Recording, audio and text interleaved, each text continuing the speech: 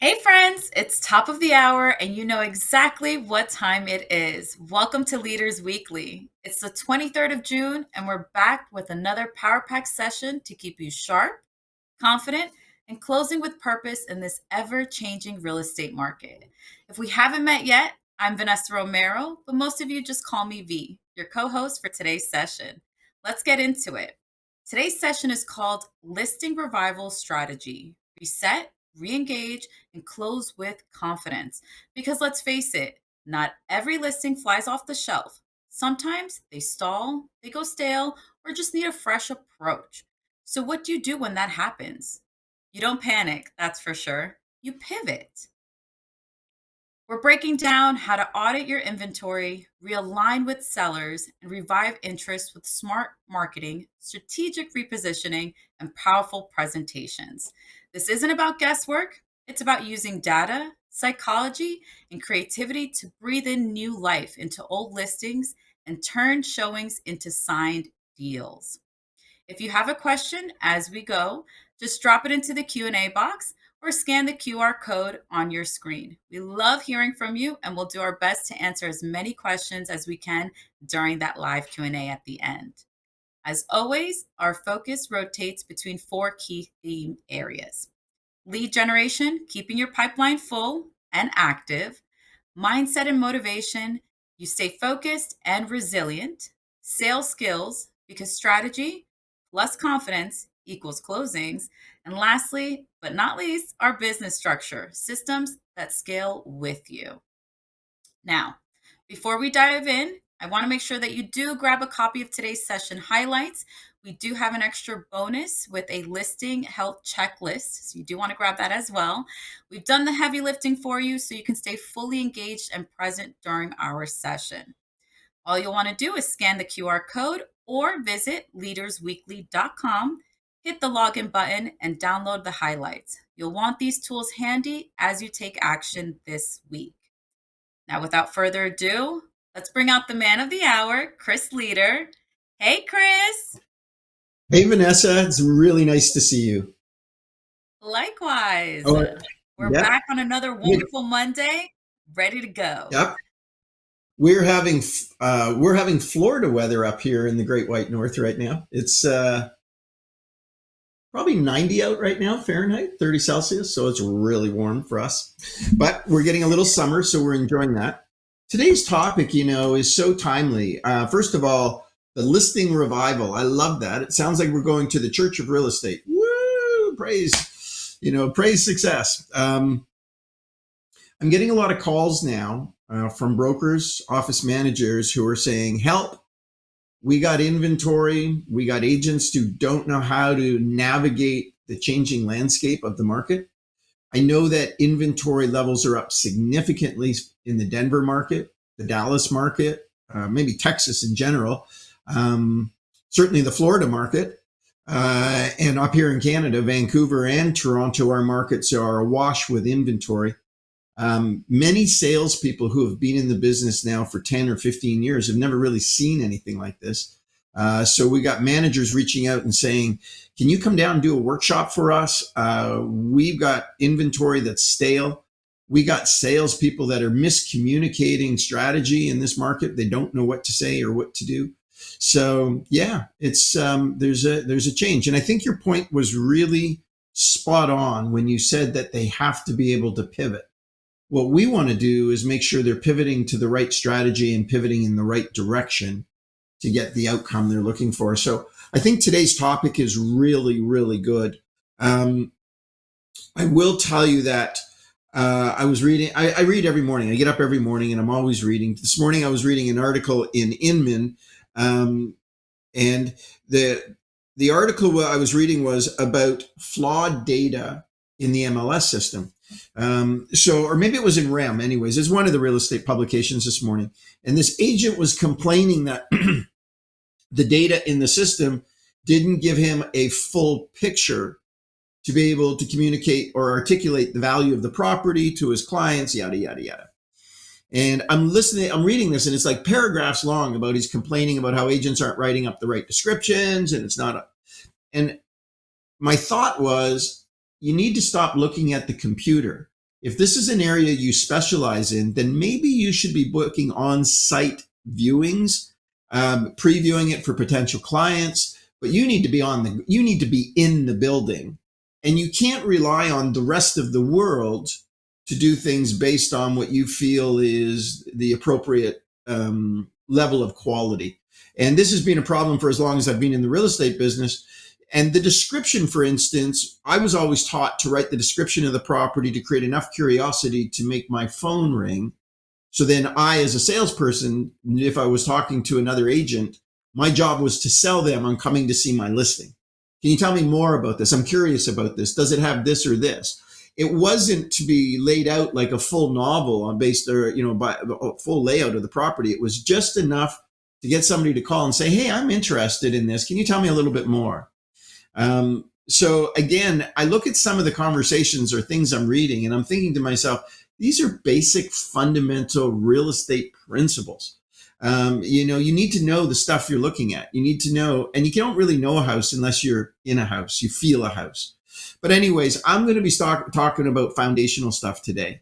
The things that make real estate agents successful that never go out of style. Sometimes they're more relevant, sometimes a little less relevant. In a pandemic market, when people are lining up to buy houses, you don't have to be a great agent. In that market, we called it a speed-based market. Fastest to the front of the line has the greatest chance of success. But this market now you're in, let me make this really clear for you. This is a skills-based market, and it's going to be dependent on how good you are at the job you do. It's not just showing up anymore. It's going to be the follow-up and follow through in a timely manner. Like Vanessa was saying, it's going to be your intimate understanding of the psychology of human beings and how to navigate those emotional decisions with them, along with them, to help them to make the right choices to the right outcome, to the right property. So this is going to take focus. It's going to take self-imposed discipline. It's going to take creativity. But all of this, I promise you, for everybody that's watching this today, all of this, no matter what market you're in and how hard you have to push through, when you push through to the other side, I promise you, from your most difficult experiences comes your greatest growth as a professional. You are going to learn more about being an excellent salesperson in this market right now than you would have ever acquired during a pandemic market. So, and you're not in it for the short haul, you're in it for the long haul and all of the experiences that goes with it. Now, if your market is in retreat, I don't want to use the word recession, but we'll use the word retreat. If your market's in retreat right now, I promise you that it will come back again, and it will come back with a vengeance, and we will have another hot market for another reason. Who knows what it'll be? And the house prices will pop again. And then I promise you, on the other side of a hot market is always a cold market. Now, if you've never seen a cold market before, because you're relatively new in real estate, newish, like in the last 10 years in some cases, I'm going to say to you that this cycle repeats itself. I heard a quote a little while ago. I heard that strong men make for good times. Good times make for weak men, and weak men. Did I get that backwards? Strong men make for hard times make for strong men. There we go. Strong men make for good times, and good times make for weak men. Now, take the sex thing out of it. When man, woman, person, forget about that. If you're hung on that, you're missing the point here. This market is going to make you tough. This market's going to make you better. This market, if you push through it, will make you a giant in the next market. So soldier on, gang. This is part of being in real estate. We're not here just for the days it's sunny. We're here all 365. So let me get into today's content. So that being said, we've got inventory that's not moving right now in many markets. So I need you to ask yourself some really important questions. Ask yourself, first of all, is this property that you're trying to sell on behalf of a seller, is it priced right? And I'll give you the test on this. At this price that the seller is offering in your marketing, would you buy that house? Would you personally buy that house? Would you buy it because you thought it was a fair deal? And would you buy it maybe as a rental? Would you buy it as a place for you and your family to live? Would you buy it? Could you really believe it? Because if you don't think the price is worth it, you wouldn't pay it, then nobody else is going to pay it. So I'm going to say that I challenge people all the time in my classes. Would you pay for that house? And she's like, no. How much would you pay for it? And I said, well, I'd maybe pay this. I said, what, on a good day? On any day, what would you pay for it? And they give me a number. And I say, well, that's the number you need to be at. Now, your job is to bring the seller to that point. The next thing you got to take a look at is the price that you've arrived at. How does it compare to the other properties that are for sale in the marketplace? Because let me share with you how you, me, and everyone else in the world shops for everything. We look for the best at the least price. So what does that mean? Best location, best quality, most amenities. All of these things are attributes that are part and parcel of the decision. And then how much are they asking? So we all gravitate to, and it doesn't matter if you're shopping on Amazon, doesn't matter if you're shopping at the grocery store, doesn't matter if you're shopping at the clothing store or if you're buying a new car. It is the same psychological process. Where am I getting the most for my money? And that is usually the product or the property in our case that draws people's attention. And when you draw their attention, then they start to emotionally connect with the property. They fall in love with it, and then they got to have it. That's all part of the emotional sale process. Are we selling something that the market truly wants? And you're going to say, well, what does that mean? And I'm going to say, let me give you an example. Somewhere along the line, the developers in the city of Toronto thought it was a really, really good idea to build micro condos. And you're going to say, what is a micro condo? Well, it's like 500 square feet. Like the closet in my principal room is bigger. Okay, so we're talking something so small you can't swing a cat around in it. Or sorry for all the animal lovers, you're probably freaking out at me. So the reason I say that is the price of real estate in downtown Toronto got so expensive 10 years ago that they were building these little micro condos. I don't know who they thought was going to live in these places. I mean, they're basically the size of a hotel room. You know, and at one point they wanted like $600,000 or $700,000. The city's awash in these little things now. And new properties have come onto the market and nobody's buying them. So my question is, you know, if I was working the condo market in downtown Toronto, for example, I might stay away from those micro ones because nobody wants these things. So why would you list a bunch of stuff that nobody wants? Unless you can list it at a price that people can't say no to. So, you know, if the condo market gets so cheap, we're going to have people that maybe live in the suburbs or live further north in maybe what we call cottage country. The kids, the family live up there, and one of the partners, one of the husband or the wife works in the city. They might buy a place where they could stay, you know, Monday night to Thursday, and then book it back out to the suburbs or back up to their country home. But that price has got to fall so low. It's got to fall, you know, it's got to fall down so cheap that people are like, you know what, for that price, I'll take it. So unless they're giving that stuff away, or there are types of properties in your marketplace that maybe, like Vanessa's on with me right now. She's in Florida, in Orlando. I have to imagine, Vanessa, it must be difficult right now to sell high-rise condos with the property that fell down in Fort Lauderdale, with the insurance and the hurricanes and the floods and all of that. I'm not sure if I want to be listing a bunch of high-rise condo properties right now in Florida, or if I did, the price would have to be so spectacular that people would be like, oh my God, I got to have this. This is just, I mean, this is so cheap. I got to take one. So, and then you're going to say, well, the sellers won't do that. Well, then tell them to keep the property, because there's no use you listing property you can't sell, spending marketing dollars on advertising things that people aren't buying. So I want you to think about it logically and from a common sense perspective. I'm not angry. I'm just enthusiastic. I just don't want you guys to. So in saying that, now reassess the pricing strategies. What I want you to do is run a new CMA on your properties that are over 60 days on the market. And I would recommend that you try to use the most recent solds, between the last 30 and 60 days. If you got to go over that time frame, you're going to have to start making time adjustments. And the bigger the adjustments you have to make, the more inaccurate your actual suggested price is going to be. Remember, we want properties that have sold most recently with the least amount of adjustments within a half-mile radius of the property, very similar in as many aspects as possible. That's going to be your best indicator. Now, I noticed Vanessa, and she works on the slides. She's masterful at doing this stuff, and she makes me look really good. So, you know, it's not me who's, you know, a lot of this content. And I love the idea of check your price for branding issues. Like she's recommended here, 505 doesn't sound as good as 499. Now, 499, that's what we call the Kmart pricing model. Some of you are too young to remember the store Kmart, but it was kind of like a souped up Walmart in a sense. It was really like a big dollar store where you got lots of really great deals, but everything was $9.95 at Kmart. So that's how we came up with the Kmart pricing model. It sounds better than $10. Think about it that way. But all of you millennials and Gen Zs are going to argue with me and say, no, it's got to be priced at 500 so I can get buyers on both sides of the line. Hey, either way, as long as you're thinking strategy and you're trying to do the best you can, I'm good with that. So 500 if you're trying to use the computer to search on both sides of the line, price to the point. $4.99 if you want to sound really good. And if you want to have some fun with it, I'm going to teach you another little trick that has been forgotten. Instead of $4.99, my birthday is July 16th, in case anybody wants to send me gifts. What I would do is I would price it at $4.99, $7.16.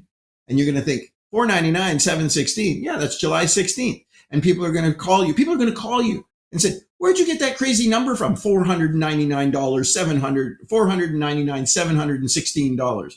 And I'm going to say, that's my lucky number. And now I'll tell you how lucky it is. It's lucky because it's got you and me talking, and that's luck, man. That's luck. So that was just a fun little thing we used to do. I know it's a little quirky. What I might say to the seller is, what month were you born in? What day were you born in? Well, let's make it your birthday because I want this to be a special sale. So, you're looking at March or April, you come up with the date, that sort of thing. So just another little quirky thing that was taught to me decades ago that would make my listing stand out just a little bit more than somebody else's.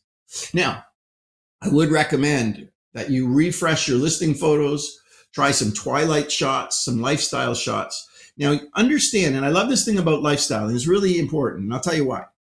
We're not selling commercial real estate. This isn't a balance sheet or assets that we're selling. We're selling a space, a sanctuary, a space where people are going to build memories. That's why lifestyle shots are so important. You and I, as pragmatic real estate professionals, look at a picture of two wine glasses sitting on a table inside the photo gallery of someone's house and thinking, why?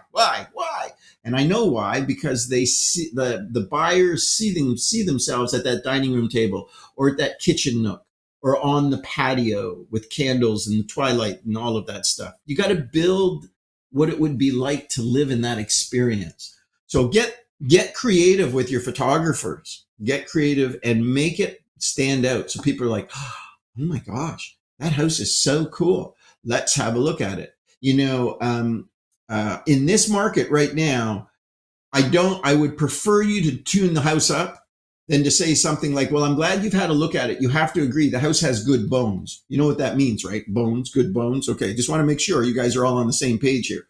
Right now in this market with lots of inventory, it's either priced so low that people can't say no, or it's tuned up so high that people fall in love with it. It's really got to be one of those two things.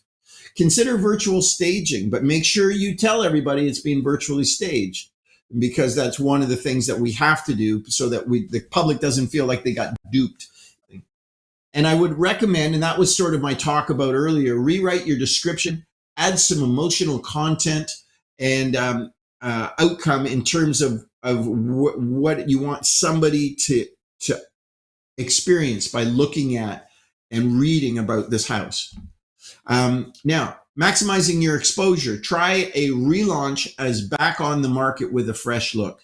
And we've all done this. This is something we've done for years. And they're depending on what real estate board you're in. What we used to do was cancel our old listing and come in with a brand new listing with new photos.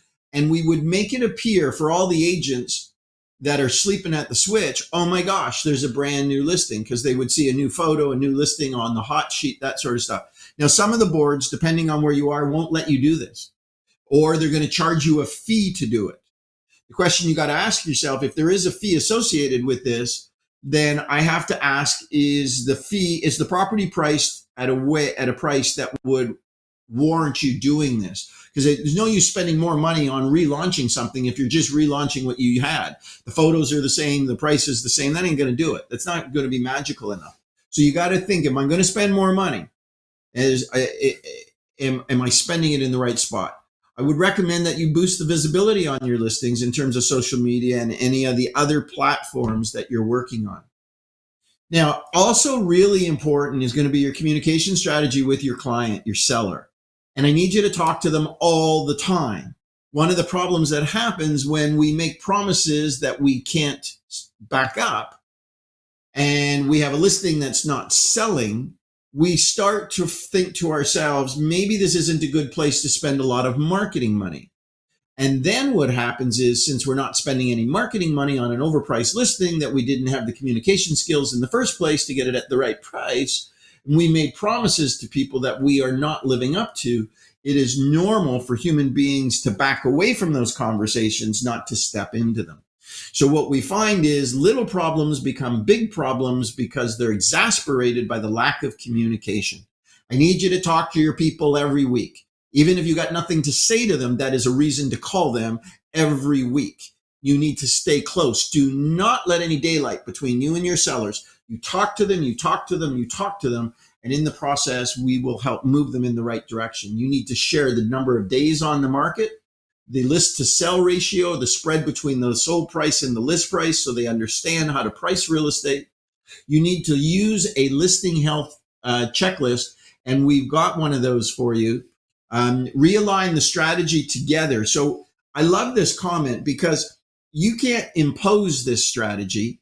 You have to be that you and your client need to be congruent. You need to be synchronized. So this isn't, hey, you sort of imposing new stuff on your clients. It's you sitting down in a strategy meeting with your clients, discussing everything that's happened, everything that's going on, any changes that are taking place in the market.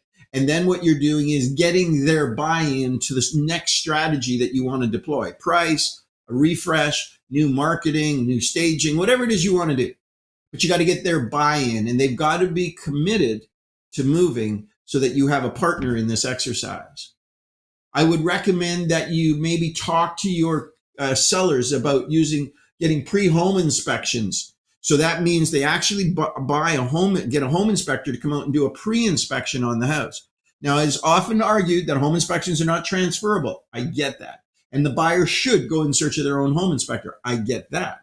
But I think it adds a lot more confidence when there's a copy of the home inspection available on the kitchen counter when the buyer's going through the property and they go, oh my God, look, everything's really good on this house. That makes me feel better. I will then entertain stepping into the negotiations. And then I would also talk to your sellers about, instead of reducing the price, going through the buying down process of the mortgage to make that mortgage more attractive, make the monthly payments more attractive.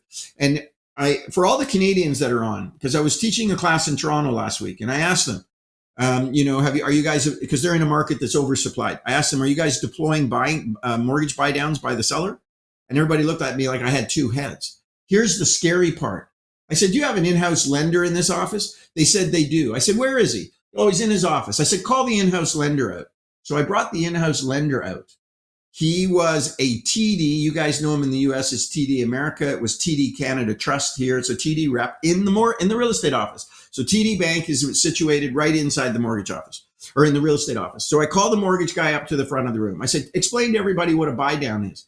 He didn't know what it was. I said, you can't explain the mechanics of buying down a mortgage. He said, I don't think we can do that. I said, I know you can do it. He said, well, I heard Royal Bank was doing something like that, but I don't know anything about it.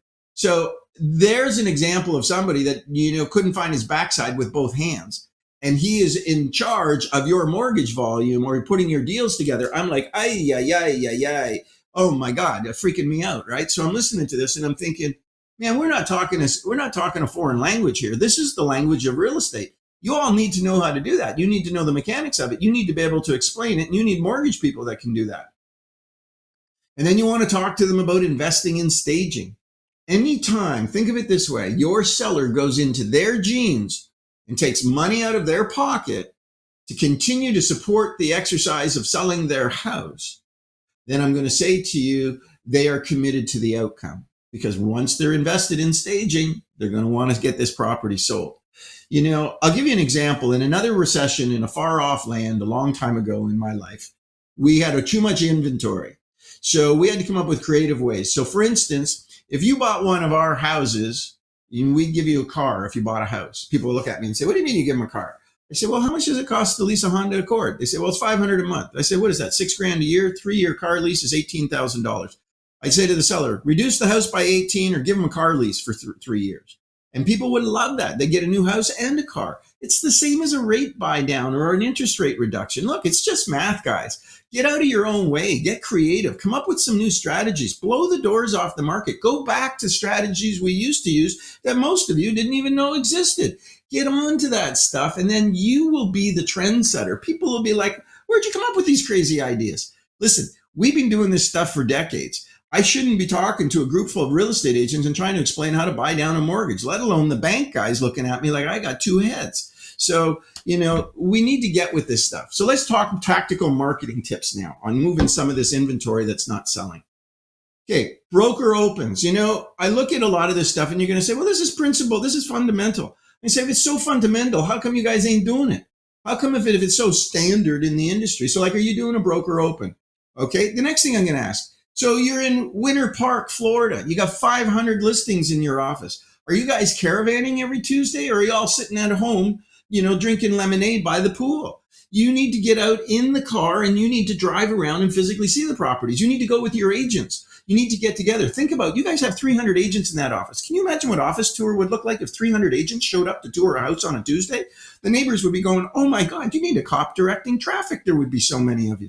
Think about how empowering that would be to the community. Think about what that would look like with people be like, where's all these cars? What are they doing here? Oh, those are real estate agents from the Winter Park office. I mean, those people are really on it. Oh my God, we're thinking about selling our house. All those people. Yeah, they all belong to one office. My point is, guys, some of the stuff I'm talking to, we've been doing for decades. It's just we got lazy as an industry. Broker opens. I would offer broker feedback cards, create some urgency, have a gift, come up with something that causes the agents to want to give you some information. Special interest events. I mean, if your homeowner really wants to sell it. Now, I notice we've got here a host of wine and cheese. You just have to be careful with alcohol. And I would recommend, if you serve alcohol, that you reach out to your insurance company and make sure you have an insurance rider. We don't want somebody to get too many glasses of wine in them and then run down the street and run through somebody's fence. So that you can get an insurance rider. It's not expensive. I might skip the alcohol today. I don't know what it's like in the state of Florida right now, Vanessa, but our DUI laws have now moved from 0.08 to 0.04. So what does that mean? Like a half a glass of wine, and I don't care if you're 300 pounds, you're still going to blow over now in Canada. So my point is, you'd be better off to be thoughtful about that. But you know what I might do? If there was a celebrity chef in town and I had a great open house, I might hire the celebrity chef and advertise that we're going to have hors d'oeuvres and it's going to be, Giovanni's going to be serving at the open house. I'll tell you right now, you'd have a lineup of people trying to get his little chicken stuff or whatever he's doing on the grill. So maybe an art showing in the house would be a great idea. I'll tell you what I've done before with houses. I've put on workshops in the actual house, invited people out to learn about, if it was a starter home, I would put on first-time homebuyer workshops right in my listings and invite people to come. So I've done stuff like that. I also repped a lot of new home subdivisions at one point in my career. So I would do an introduction to the broker open, but I would hold it on site and I would have a little workshop by the builder on the quality, that sort of stuff. I would go on to say to you that neighborhood focused open houses. So this is for the public.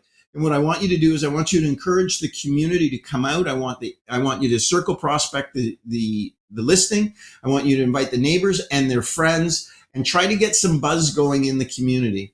I might also think for an agent or a public open, I might look at hiring a food truck, like a little grilled pizza truck out front, or a antique good humor truck in this weather to give out popsicles to people for the open house. Be a big hit. And they come with, the little white hat and the little uniform. So it's quite cute. Maybe have some music and some blow up stuff out on the front lawn. I would boost it on my social media and target buyers within 10 to 20 miles in terms of the messaging. I would email marketing and re-engage my entire database. Let them know that I'm going to be out on this open house on Saturday. If they're out doing groceries or doing some shopping, we'd love it if you stopped in. If you know people that would like this house or this neighborhood, please forward it on to them. So we do a little viral campaign as well. Understanding the buyer and their psychology as we move forward. Identifying buyers' pain points and desires. So when you take a look at your listing, what type of person is most likely going to buy this listing? What is it like in my neighborhood, in my house? When I go to sell this will get bought by a family. It'll be a family probably because of the price range. The kids most likely are going to be probably in their early teens is going to be most likely candidate. It's a 4-bedroom home. It's got 3 bathrooms. It's got an in-ground pool, 3-car garage, a hot tub, a nice backyard. This home really needs a family in it. So when I go to sell this, and it's not going to be a young family, it's going to be a mature family, somebody whose teenagers are moving through high school and getting ready to college or university. So I would understand that from a marketing perspective, I would identify the most likely candidate, and then I would start marketing to other neighborhoods that would be experiencing pain points that my property would probably be a solution for. I would highlight emotional benefits of the home. So I love this because I don't know if we all do a good job with this. For instance, my house has got a pool.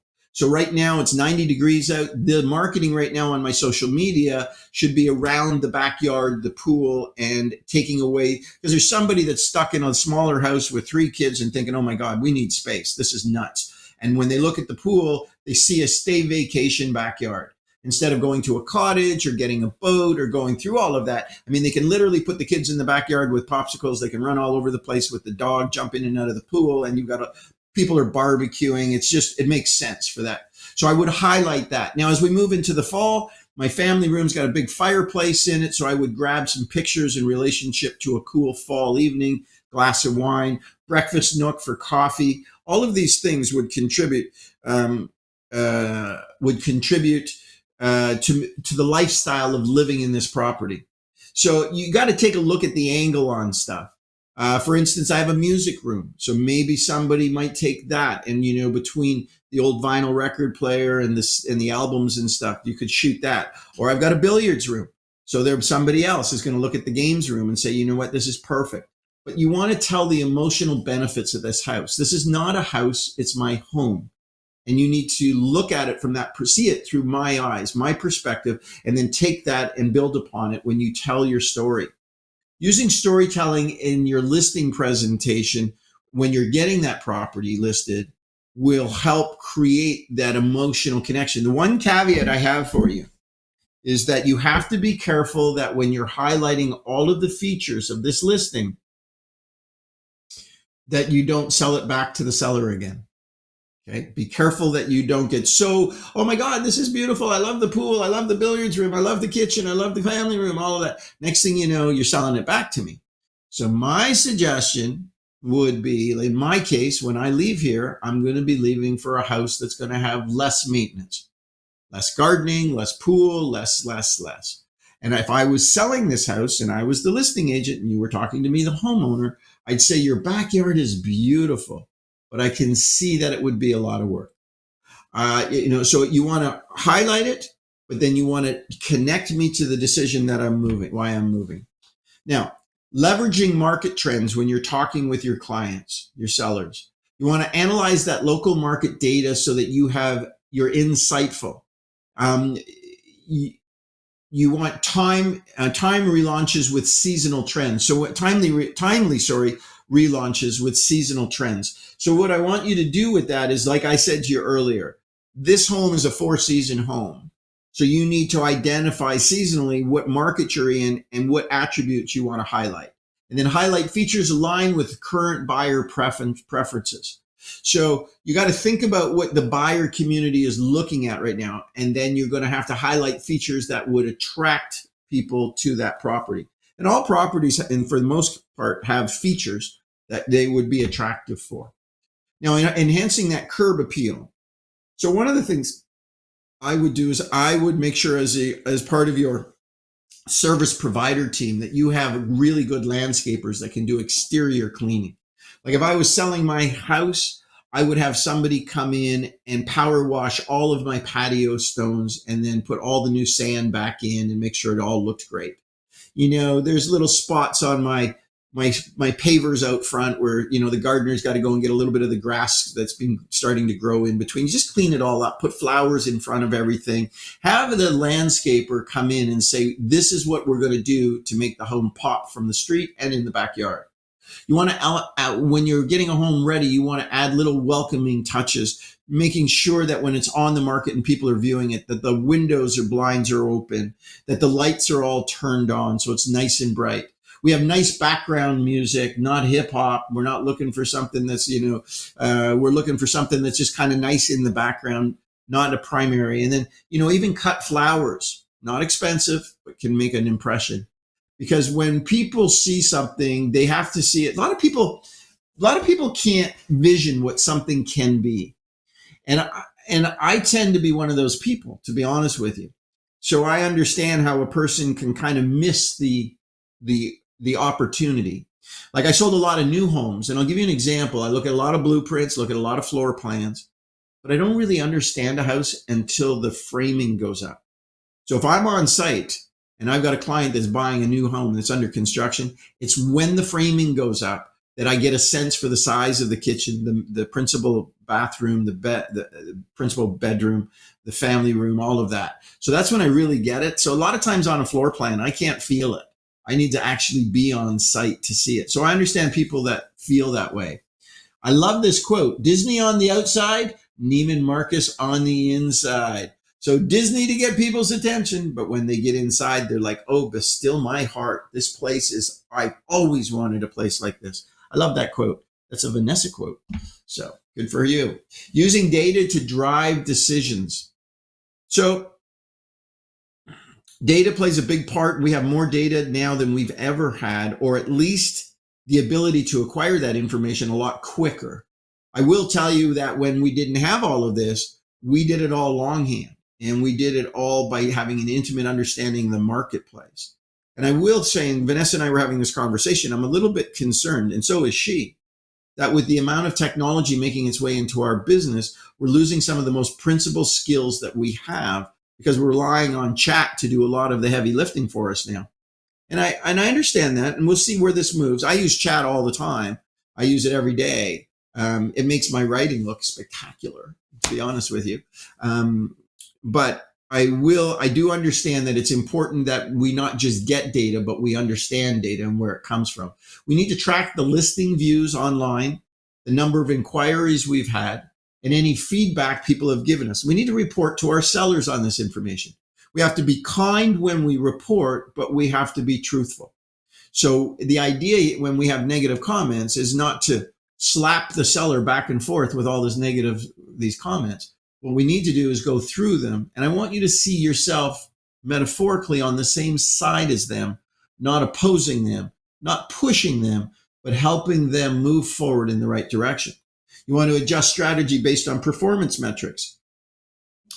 And then this tool works in the US. It doesn't work in Canada. Sorry, Canadians, I know. But listen, we have different privacy legislation. I love the idea of using heat maps and analytic tools where they're available. So a heat map actually shows you where the traffic is coming from for your property. It's like a digital sort of tracking system. When somebody's online, it kind of locates their where their location is and what they're looking at, and you can start to see if their price range and a neighborhood is more likely to have the best potential buyer for this house, because that's where all the inquiries seem to be coming out of, this price range and in this neighborhood. I love this technology. I hope that we'll get it in Canada at some point, because wouldn't it be great to take your advertising dollars, instead of doing a shotgun effect across the whole city, wouldn't it be great to take all of the money that's necessary, that what you have, and drive it to where most of the people are looking where they reside, are looking at this property? Think about the return on that. That would be fabulous. Collaborating with other agents. So I need you to develop out your network. You need to be nice to everybody now. All that stuff when we were being mean to people during the pandemic market, we can't do that anymore. Now we need each other. We need to help. We need to cooperate. We need to collaborate. We need to be authentic and transparent, sincere, honest. And we need to treat all of the professionals in the industry as professionals and respectful. We need to be respectful. Offer co-marketing opportunities with other businesses maybe that are supporting the sale of this property. Your landscaper, for instance. Share the listings in an agent-only group. So maybe there is a network of local agents that specialize in the area that you like to do business. Or maybe you've assembled a list of the best agents in your area that sell most of the properties. however you want to do it, but maybe you can start marketing to that group on a consistent basis so that they have an awareness that goes over and above the MLS. Creative incentives to attract buyers, offer closing cost assistance and home warranties. So you'll pay towards the buyer's closing costs. You'll pay towards the buyer's legal fees. You'll pay to put a home warranty. Now, the Americans love to do home warranties. I think they're fabulous. I love I think it's Amerispec. Is that the one I'm thinking in the US? The home warranty. Oh, it'll come back to me in a second. But I love the warranty idea. Canada, we don't use them as much. So I think you should include furniture or upgrades to the property. So what am I saying? I'm saying that if the seller can leave some of the chattels, that would be great. That will make the property more attractive. In fact, a couple of houses ago that I sold, Home Shield of America, that's what it was. Thank you. American Home Shield. American Home Shield is the one that I like in the US. I think they do a great job. I know there are other companies in that space, but I like American Home Shield. For the Canadians, there's a company up here that advertises Canadian Home Shield, but I want you to know they're not connected to the American company. And from what I've seen, I'd be thoughtful about your choices. So I'm being politically correct.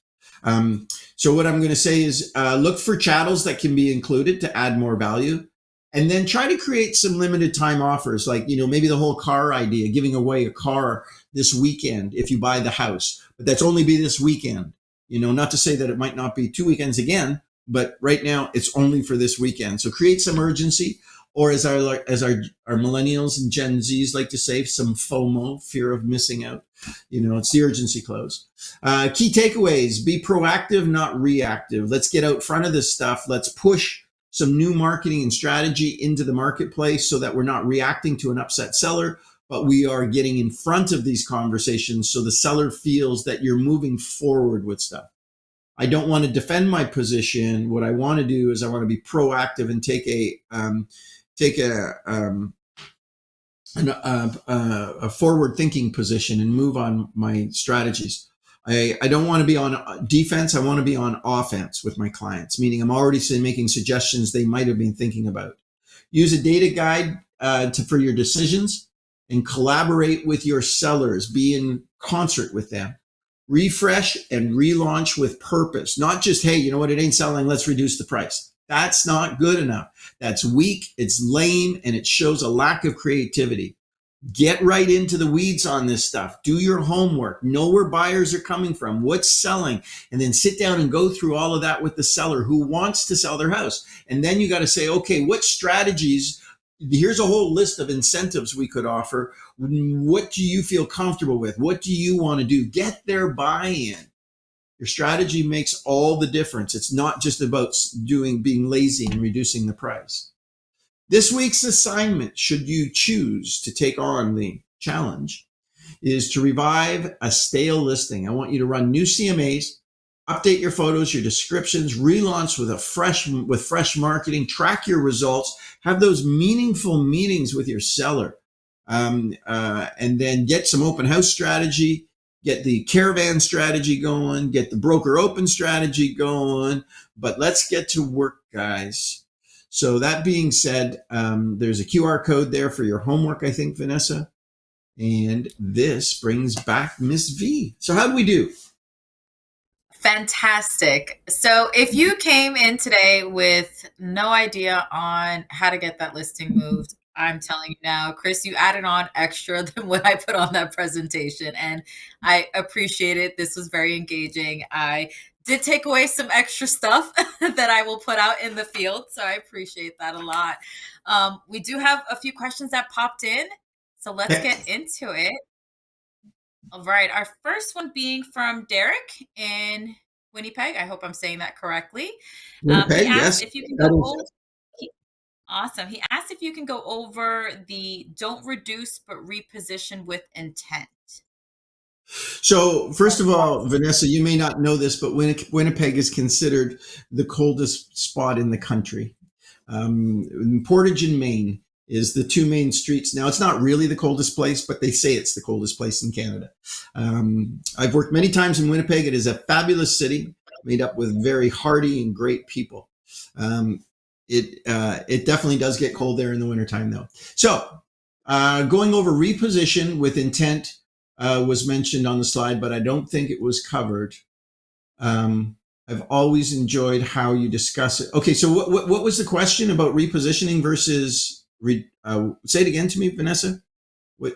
Don't reduce, but reposition with intent. Oh, okay. So when you're talking price with a seller, and I'm going to give you kind of a visual, and when you're looking at the subject property that you're putting a price on, there is a range in that style of house and in that neighborhood.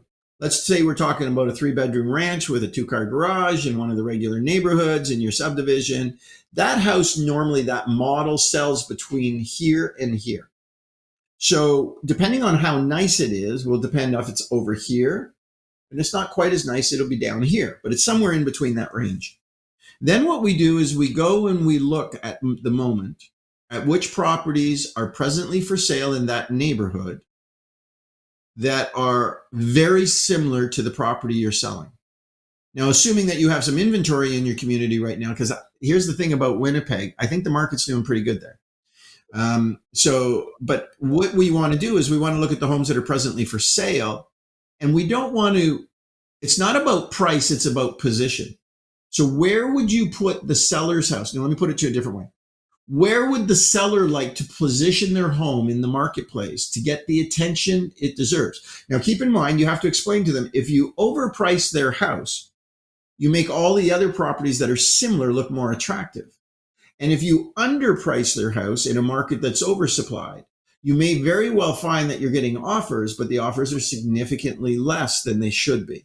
So I need you to be more accurate with your CMA, but the question isn't price, it's position. And you shouldn't be telling the seller what to do. What you should say to the seller is, I've got some really good news. I was able to find similar homes like yours that are presently being offered on the market. So we're going to know when a buyer comes into this neighborhood, they're going to be looking at these 6 properties, yours being one of them. The question is, we need to position your home so that it is attractive and gets the attention it deserves. It is normal for a seller to try to ask more for their home. Everybody wants to walk away as much as they can. But often what they end up doing is pricing themselves out of the local market. Not to say that your home still won't get showings, it will.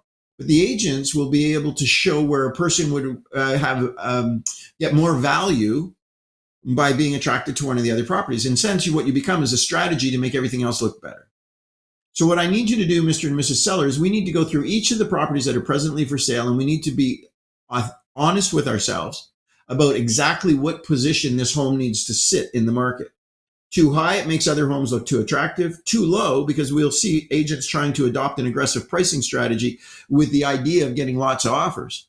But I've had agents now that have taken a $900,000 home, put it on the market for $800,000, and they're going to hold offers until Monday. No offers came in Monday. Or when the offers came in, they came in at 725 because the buyers are circling looking for a deal. So that aggressive price position doesn't always work in a market that's oversupplied. If anything, it may invite offers significantly less than the asking price in the first place. It's more important to be spot on so that when people are looking at the properties, they can see yours is a great one. What's another question? That's right. All right. Our next one is from Bob Bauman. Bauman, if I said your name wrong, my apologies. But he wants to know, how can he get the heat map in New York? And I think he's referencing the list track map Yes. that we were discussing earlier.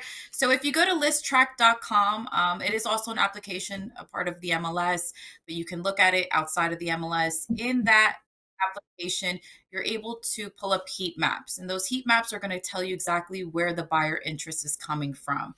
It'll be an entire map of the US, and you'll see certain spots. Well, they'll be either green, yellow, red, or orange, and the red being that's where the most buyer interest is coming from. So listtrack.com, and that's listtrac.com. Okay. And Vanessa, can we really dig down into the local community to see, like, can I actually go right to my listing to see where the traffic is coming from? You can, yes. So Correct. besides the map, they also have an actual list, which will bring it down to a zip code and city level, so that you can actually see where they are located within that city or zip code, It's wonderful. and also Sorry, what sites Canadians. they're coming from. Oh, which website? So are they coming from Trulia? Are they coming from Realtor.com? Are they coming from Zillow? Are they coming from Correct. Redfin? Where are they coming? Okay, good. And then I was going to say that, sorry, Canada. I apologize. We don't have that. We do have another question that popped in. Miguel Miranda, even in this market, do you still think we as agents are better off as listing agents, or should we focus on buyers at this point? It's a great question. Listing agents, I can't say that strongly enough. I know that you're like, wait a second, they're not selling, they cost money, they take more time. That has a lot to do with a salesperson's communication and selling skills. Um, Miguel, what we want is signs with your name on it all over the community. And if you want buyers, Miguel, the best way to get buyers is to have listings. Because what do buyers want to buy? They want to buy listings. So the way you attract buyers is by having listings. And when you have the listings, everybody else in the community works for you. When you are a buyer's agent, you work for the listing agent, basically. Now, I'm not talking about agency law. I'm just talking about who gets to direct traffic and who gets to call the tune that you dance to. It's the listing agent. So now you don't want listings, you want saleable listings. There's a difference. Okay. There was a time when we run around and just put a sign on everything and people were buying it. That's not the market we're in, Miguel. So you need people who are committed to moving, not people who are like, hey, I think we'd like to move. We need people who are like, we're going to move. Can you help us do it? That's two different types of clients. So Miguel, I would say to you, get up every day, prospect for people who need, not want. And I want to see, Miguel, signs all over town with your name on it. Signs are going to attract buyers, and buyers are going to bring referrals and repeat business and help you build out your book. So listings. Doesn't matter which real estate market, every top producer in every real estate market is always, Miguel, a listing agent. Never changes. Love that. Saleable. Saleable, yes.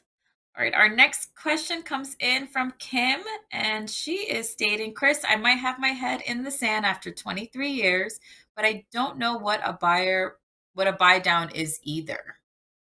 All right. Well, Kim is from my hometown. Go figure, Miss Kim. So, what is a buy down? So, I'm going to give you kind of the Cliff Notes version. So, imagine a seller is thinking about reducing the price of their house. Let's say it's 850,000, and they're thinking about reducing it to 800. That's a $50,000 drop. Another strategy, Kim, to make the property more or make the property different from an attractive perspective is, instead of offering right now in Canada, a 5-year fixed rate mortgage is about 4.7, Kim. Um, Instead of offering a 4.7 mortgage on a 5-year fixed, how attractive would it be if we had a starburst in your social media ad that said, we're offering this property at 2.99? So what we're doing is we're taking the $50,000, Kim, and we're buying down the mortgage rate over the next 5 years, which makes it more attractive, makes the payments less, but it works. You can either go kind of lazy and just reduce the price, or think about how attractive, how many inquiries, Kim, if your listing had an interest rate, an advertised rate of 2.99 right now.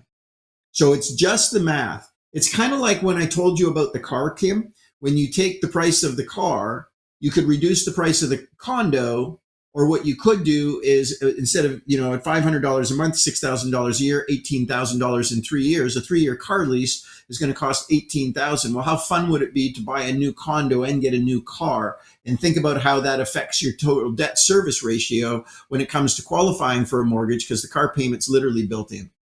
Now, what I'm going to say to you, Kim, is if you are going to buy down the mortgage rate, the bank is going to require the person to qualify on the posted rate at 4.7, not the 2.99. But I will tell you, if you can put a starburst in the corner of your ad that says 2.99 right now, your phone would light up. So, Kim, there are some things that we were taught years ago. First of all, you either advertise the address or you advertise the price, but you don't advertise both. And in the case of price, what we're doing now is we're taking the price out and we're advertising the mortgage rate. Or if the mortgage payment was so low, depending on what you were selling, it would compete with renting a property. So sometimes we would advertise the monthly payment, sometimes we would advertise the bought down mortgage rate. But in any event, the idea was, Kim, that we didn't give them enough information for them to come to a decision. We gave them enough information that created curiosity that caused them to reach out today by text, by email, or by phoning us to say, how do I get a mortgage at 2.99? How does this work? Now, it did what it was supposed to do. Will it sell the house? Not necessarily. But what you're going to say is we've adopted some really creative strategies under current market conditions to help people just like yourself be able to live in the home they've always wanted. But for me to go through this exercise, what we need to do to find out if you're seriously committed to buying a home, I need to book an appointment for you to come on into the office and spend a few minutes with me. I'm going to bring in my mortgage professional and we're going to go through the exercise on how you too could have a mortgage for 2.99%. But not only that, we'll take a look at what properties this might work for and then find out if they would be of interest. We'll get to know each other. I'll build out a profile. We can get out and have a look at some property and I'll help you find the best property at the best price. Giving you the Cliff Notes version, Kim, but it's basically instead of reducing the price, taking the cash and applying it to the interest portion of the mortgage, which brings the mortgage rate down and makes it more attractive for the next 5 years or 3 years, whatever you're going to do for your fixed term mortgage. So I hope that helps, Kim, and you have my numbers, so you know how to get a hold of me if you want a more detailed version of that. We still got time for one more, Vanessa. I know we can get one more in, maybe two. We do. And I think this one's going to be for me, Chris. This is from Candace. What is the app called for List Track? So, Candace, the app is included in your MLS, but you can actually go to listtrack.com and sign up there. So whether you do it inside of the MLS as an application or outside, you're able to access it there. And what you're looking for are the listing analytics. Now, they do have to be the analytics for your own listing. You won't be able to see the analytics for other listings. So it's just for your own listings. All right. All right. And it looks like we might be coming up on time. We do have one more that popped in, Chris, really quickly. But from Adriana wanting to know, how often should I reassess pricing for a listing that's not moving? So when do Every 30 you actually days go right back now. in? Adriana, I would do it every 30 days. And I would have I'd have an ongoing CMA. It's almost a revolving CMA, constantly updating what's sold, what's new on the market, how many more houses have come on, any changes in market conditions. And what I'd like you to do once you get that sort of going on a regular basis, Adriana, is I would really like it if you called your seller once a week and had these discussions. And don't try to do a price reduction over the phone and do it by DocuSign. If you're going to get the price down, I need you to go and sit and have coffee with them and connect with them. So that's an emotional decision. You got to sit across the table from people. I know you're going to probably cut me off here, Vanessa, because I could keep going for everybody. What I was going to ask is if you're enjoying our show and you would like me live in your office or at your next company meeting, reach out to our office, get your manager to reach out and book me. I'd be happy to come and deliver this stuff and deal with all of your relative real estate questions. So we're taking bookings for the fall right now. If you're interested, reach out to our office. We'd love to come and see you guys. Thank you, Chris. We love that. Well, that's a wrap on another powerful session of Leaders Weekly. Chris, once again, thank you for sharing your insights, strategies, and of course, your experiences, because we absolutely need them out here in the field. It's always incredible to learn from your expertise. To everyone who joined us today, thank you for showing up, engaging, and of course, investing in yourself. The fact that you're here means that you're committed to your growth, and that's what sets top professionals apart. So stay focused, embrace the change, and put these strategies into action. We'll see you next Monday right here on Leaders Weekly. Have a great